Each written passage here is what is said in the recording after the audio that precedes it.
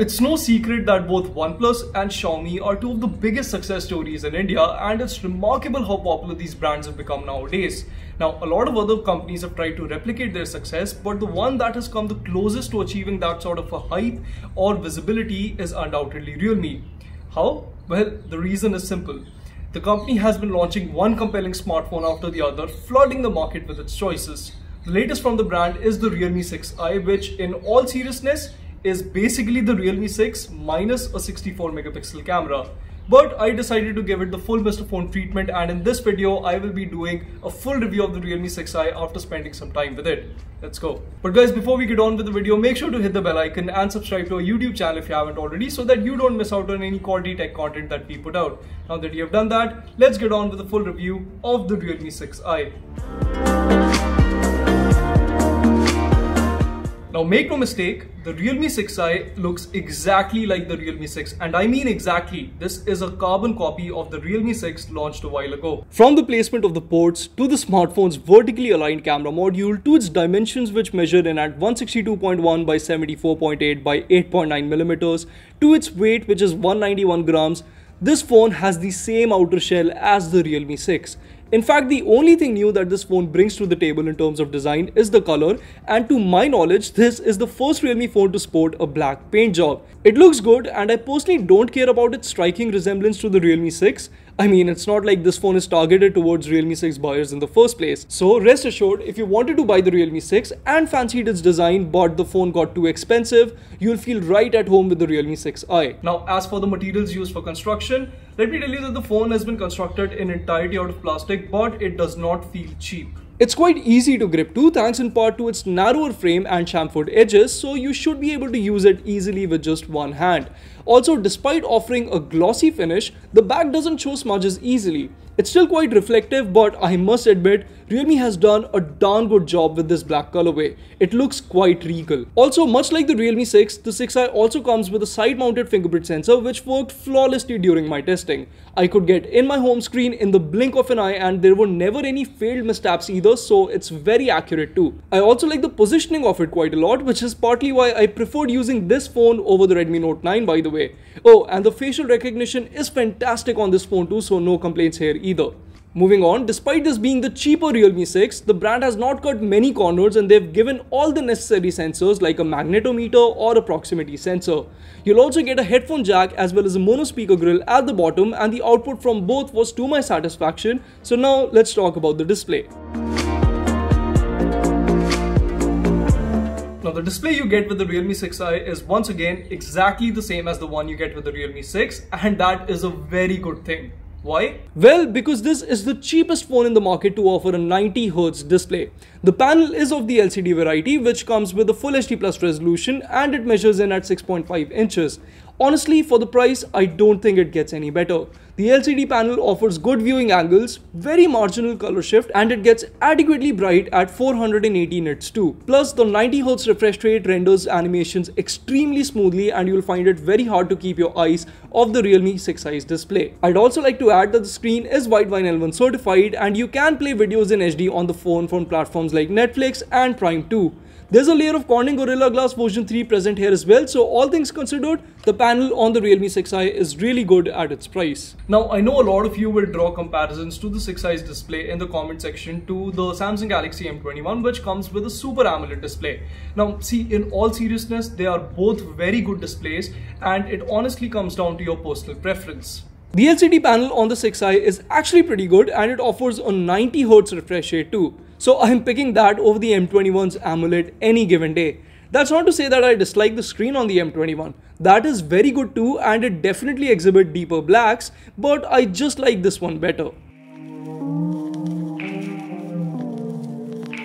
When Realme first announced the 6i, I honestly thought that this phone is going to come with a lesser powerful CPU than what you get with the Realme 6, but This phone also comes with the Helio G90T processor. What's even better, unlike the competition which offers eMMC storage, this device gets UFS 2.1 storage to boot. The model I'm testing comes with 4GB of LPDDR4X memory and 64GB of built-in storage, but you can expand it as the handset also gets a 2+1 SIM card slot, which means that it can take 2 SIM cards and a microSD card all at the same time. Unsurprisingly, the Realme 6i is incredibly quick phone and it blows the competition out of the water in terms of performance.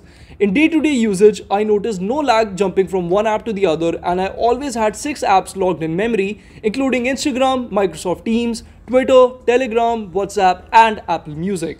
The smartphone offered me a really good multitasking experience, and the 90Hz display came in clutch as it rendered all the animations smoothly. As for benchmarks, well, the scores will be on your screen right now, and as you can see, the handset scores are on par with the Realme 6 and they're much higher when compared to the Helio G85 toting Redmi Note 9. Be it Antutu, Geekbench or even AndroBench, the Realme 6i outperforms the Redmi Note 9 in every single test. The smartphone's gaming performance, however, did make me raise my eyebrows. For one, unlike the Realme 6, the 6i cannot play PUBG at HDR and Ultra and instead defaults to HD and High.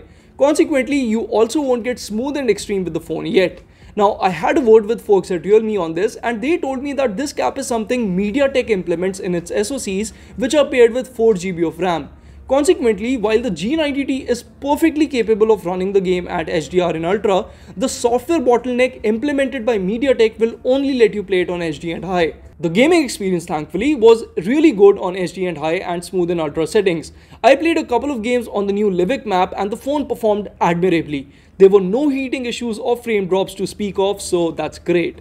Now, as for software, the Realme 6i comes with Android 10 with the skin of Realme UI on top. Now, Realme UI has come a long way and you get all the essential Android features with this skin.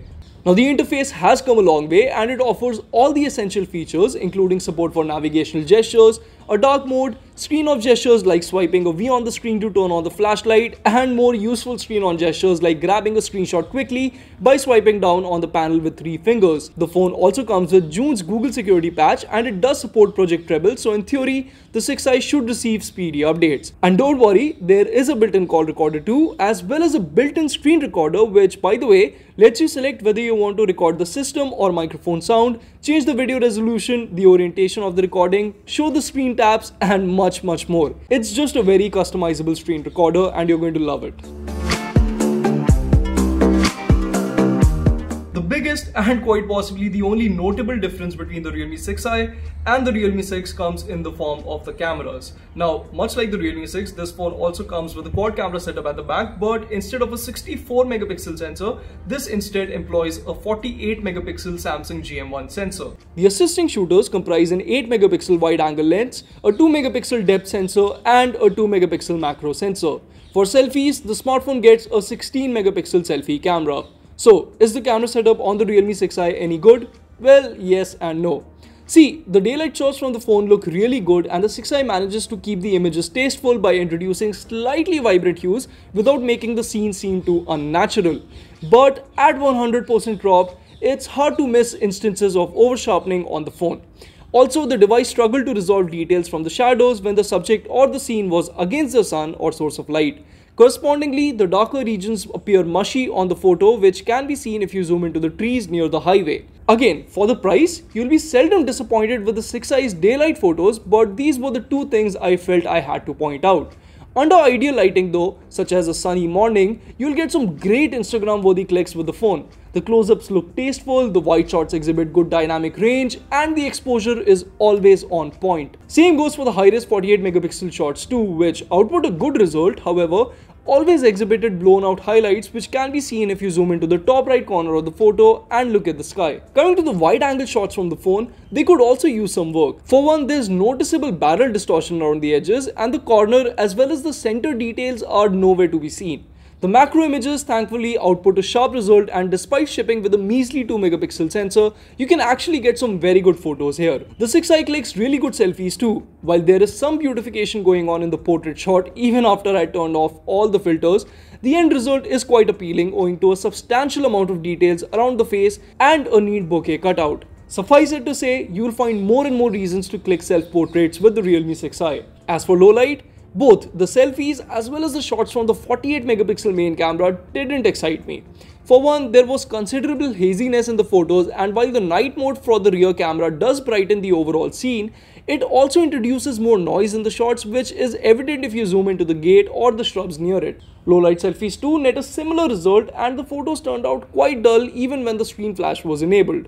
Now, quite surprisingly, the 1080p 30fps clip from the Realme 6i was excellent, but before I talk about what I liked, here is a sample. So guys, this right here is a 1080p 30fps clip from the Realme 6i. I am in my garden and there are quite a few birds chirping around, so do let me know in the comments below if you think that the quality from this camera is to your liking, and how is the audio input from the built-in microphone as well.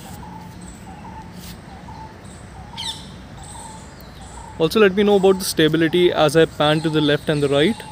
How stable is this footage? This again is being recorded in 1080p 30fps. So yeah. So as you could see, the footage exhibits excellent stability, and even when I was panning around the garden, the phone resolved the highlights in the sky really well. Plus, I really liked the audio captured by the built-in microphone as it sounded crisp and there was nominal background noise picked up by the mic. All in all, the 6i is most certainly a very capable video phone. Now, the Realme 6i is fueled by a 4300 mAh battery, which might seem like a big number, but coupled with its high refresh rate display, I barely managed to get a single day's worth of usage out of this phone. With the display set to refresh at 90Hz, I was getting a screen on time of just around 4.5 hours, with my usage involving an hour of gaming, some voice calls, and using the phone to browse various social media portals. Now, this isn't the best SOT I've come across, and the Redmi Note 9, which I reviewed recently, it offers much better battery life. Thankfully, the phone does refuel quite quickly as it comes with support for 30-watt charging. Now, the company only gives a 20-watt brick in the box, but even with that, I was able to refuel the device completely in just 1.5 hours. As for call quality, I didn't notice any distortion or noise, but the volume was not to my liking, and I had to often ask the person on the other end to speak loudly. That said, the smartphone does support both VoLTE as well as voice over Wi-Fi, and the internet speeds I got through my Airtel postpaid SIM were on par with the competition too, so no complaints here. Now, as of making this video, I don't really know the pricing of the Realme 6i, but seeing how this is a watered down variant of the Realme 6, I'm guessing that the brand will price it between 12,000 to 13,000 rupees. Now, should my prophecy come true, this is a really solid option. See, there is a very clear gap in the affordable segment right now owing to the recent price hike of smartphones, which needs to be filled.